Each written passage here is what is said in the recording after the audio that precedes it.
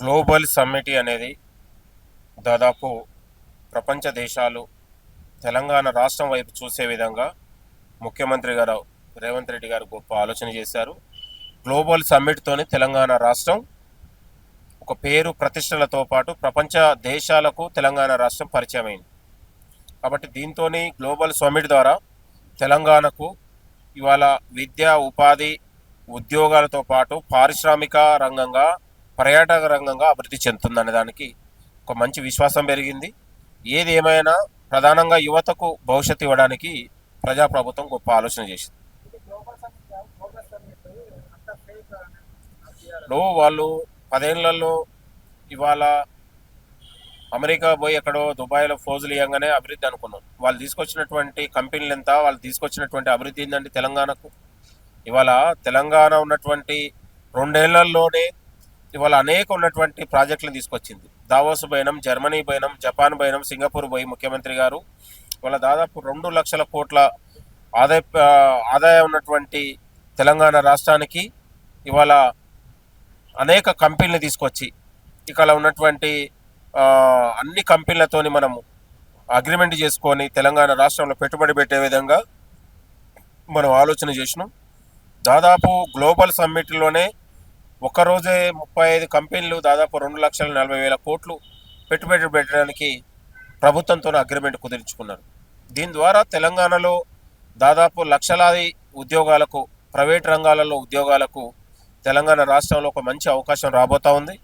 విదేశాలలో ఉన్న యువతకు కూడా తెలంగాణ రాష్ట్రంలో ఒక మంచి విద్యా ఉపాధి అవకాశాలు పొందబోతుంది. తెలంగాణ రాష్ట్రం అనేది మరొక 10 ఏళ్లలో సింగపూర్ రాష్ట్రంలా, సింగపూర్ దేశంలాగా అభివృద్ధి చెందుతుందనే విశ్వాసం పెరిగింది.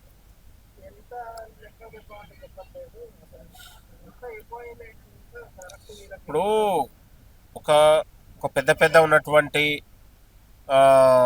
ప్రపంచ దిగ్గజ ఉన్నటువంటి కంపెనీలు, ఇవాళ రిలయన్స్ లాంటి కంపెనీలు, కామినెంట్ లాంటి కంపెనీలు, లేకపోతే అపోలో లాంటి పెద్ద పెద్ద దిగ్గజాలు వచ్చి ఇవాళ గ్లోబల్ సమ్మిట్లో ప్రభుత్వంతో ఎంఓయూ కుదుర్చుకుందంటే ఒక రెప్యుటేషన్ ఉన్న కంపెనీలు, దాదాపు లక్షల టర్నోవర్ ఉన్న కంపెనీలు వచ్చి ప్రభుత్వంతో ఎంఓయూ కుదుర్చుకున్న వెంటనే వాళ్ళకు ఒక ప్రభుత్వం పైన ప్రజాప్రభుత్వం తీసుకొచ్చినటువంటి విజన్ నచ్చే వాళ్ళ ఎంఓయూలు జరిగింది.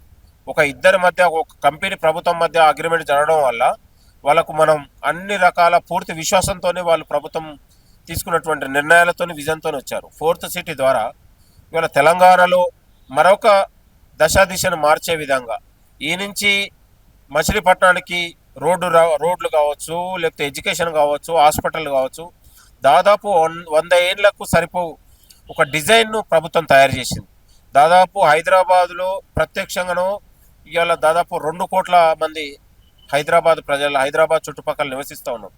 తెలంగాణ రాష్ట్రం వేగంగా అభివృద్ధి చెందుతున్నటువంటి తరుణంలో ప్రభుత్వ పరంగా మనం తీసుకొచ్చినటువంటి చర్యలు ఏంటి? ఇవాళ ప్రభుత్వం ఉన్నటువంటి వేగవంతం అభివృద్ధి చెందుతున్నట్టు ప్రజలకు మనం ఫెసిలిటీ అవకాశాలు ఇవ్వాలి. ఇప్పటికే ట్రాఫిక్ సమస్యతోనే హైదరాబాద్లో చాలా ఉంది.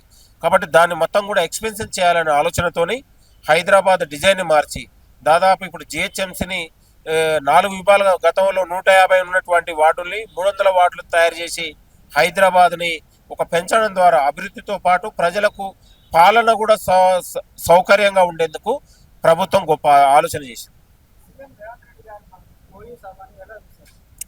ఓయూ సభ అనేది మంచి ఉస్మాని 100 ఏళ్ల ఓయూకు ఒక ప్రతిష్ట పెరిగింది. ఉస్మాన్ యూనివర్సిటీకి 1000 కోట్లు వేయడం ద్వారా యూనివర్సిటీ గతంలో నిధులు నియామకాలు లేని యూనివర్సిటీకి ఇవాళ ఒకటేసారి ముఖ్యమంత్రి గారు ఆలోచన చేసి 75 ఏళ్లలో ఏ ముఖ్యమంత్రి కూడా ఇలాంటి సాహసం చేయలేదు. ముఖ్యమంత్రి గారు 1000 కోట్లు వేయడం ద్వారా అక్కడ విద్యార్థులకు ఒక బంగారు భవిష్యత్తుగా ఇవాళ మంచి క్వాలిటీ ఎడ్యుకేషన్కు, మంచి క్వాలిటీ ఫుడ్ కానీ, అకామిడేషన్ కానీ, ఇవాళ స్కిల్ డెవలప్మెంట్ పెంచడానికి, అక్కడ ఉన్నటువంటి విద్యార్థులకు ఇవాళ జాబు అదే మన ప్లేస్మెంట్స్ కానీ, ఇట్లా ఉన్నటువంటి అనేక కోణాల్లో యూనివర్సిటీలో మంచి మంచి అవకాశాలు విద్యార్థులకు రాబోతూ ఉన్నాయి. గతంలో నిధులు లేని సమస్య కాకుండా ఉద్యోగాలు ఇవ్వాలనే ఆలోచనతో ఈ ప్రభుత్వం ముందుకొచ్చింది. యూనివర్సిటీలలో అడ్మిషన్ దొరకడమే నెక్స్ట్ ఒక మహాదృష్టం లాగా విద్యార్థులు భావిస్తారు. కాబట్టి యూనివర్సిటీలో మంచి అవకాశాలు రావడం ద్వారా విద్యార్థులకు మేలు జరుగుతుంది. దాదాపు 1800 ఎకరాలు ఉన్న ఉస్మాన్ యూనివర్సిటీకి ఇవాళ 1000 కోట్లు రావడం వల్ల బిల్డింగ్ ఇన్ఫ్రాస్ట్రక్చర్ పెరిగి విద్యార్థులకు ఒక మంచి ఎడ్యుకేషన్ ఇవ్వగలుగుతాం, క్వాలిటీ చదువులు ఇవ్వగలుగుతాం ద్వారా అక్కడ ఉన్నటువంటి విద్యార్థులందరికీ మంచి ప్లేస్మెంట్స్ కూడా వస్తాయి, ఉద్యోగ అవకాశాలు ఎక్కువ పెరుగుతాయని కూడా మేము నమ్ముతా ఉన్నాం. ఇప్పుడు ఉద్యోగాలు ప్రభుత్వం అది ఉద్యోగాలు ఇచ్చే నోటిఫికేషన్ సభ కాదు. ఎజెండా అనేది యూనివర్సిటీ అభివృద్ధి ఎజెండా కోసం వచ్చారు. దాని సంబంధం లేకుండా మాట్లాడతారు. నోటిఫికేషన్లు ఇవ్వడానికి వేదికలు చాలా ఉన్నాయి. ముఖ్యమంత్రి గారు మరొకసారి ప్రత్యేకంగా ప్రెస్ మీట్ పెట్టి ఉద్యోగ నోటిఫికేషన్లు ఇస్తారు. ఆల్రెడీ ఉద్యోగ నోటిఫికేషన్లకు ప్రక్రియ ప్రారంభమైంది. ఆల్రెడీ మనం ప్రభుత్వ ఉద్యోగాల నోటిఫికేషన్ సంబంధించి కార్యాచరణ జరుగుతూ ఉంది. మరికొన్ని రోజులలోనే ఆ కార్యాచరణ ముఖ్యమంత్రి గారే స్వయంగా ప్రెస్ మీట్ పెట్టి మాట్లాడతారు. అది యూనివర్సిటీకి వచ్చారు ముఖ్యమంత్రి గారు స్వయంగా కాబట్టి అది యూనివర్సిటీ అభివృద్ధి కోణం ఉన్నటువంటి ప్రెస్ మీట్ పర్యటనగా చూడాలి తప్ప సంబంధం లేని దగ్గర ఇలా మాట్లాడడం ఉద్యోగ నోటిఫికేషన్లు అనేది మాట్లాడడం అనేది బీఆర్ఎస్ నాయకుల సిగ్గుసేటు. మేము ఉద్యోగాలు ఏడాదిలోనే మేము 60,000 ఉద్యోగాలు ఇచ్చినాం. 40,000 ఉద్యోగాలు ఇవ్వడానికి ముఖ్యమంత్రి గారు ఆల్రెడీ సిద్ధంగా ఉన్నారు.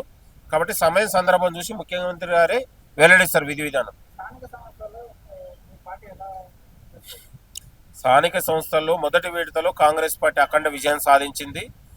సెకండ్ థర్డ్లలో కూడా కాంగ్రెస్ పార్టీ స్వీప్ చేయబోతా ఉంది.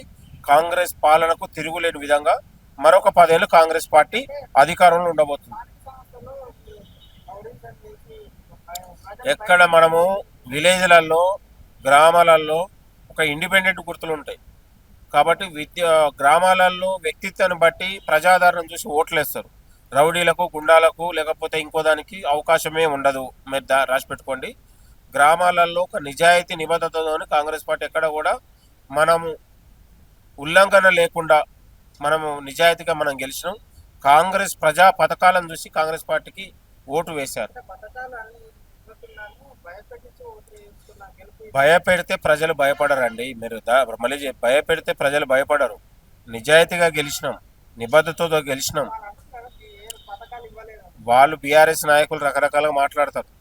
మేము కనుక గతంలో ఇక వాళ్ళు బీఆర్ఎస్ పార్టీ గతంలో ఉప ఎన్నికలలో మనం చూసినాం ఎంత రాజకీయ వ్యవస్థను కూని చేసి ఇవాళ పోలీసులని అధికారులను భయపెట్టి ఎంత ఇచ్చేసారు. కానీ మనం అట్లా చేయలేదు.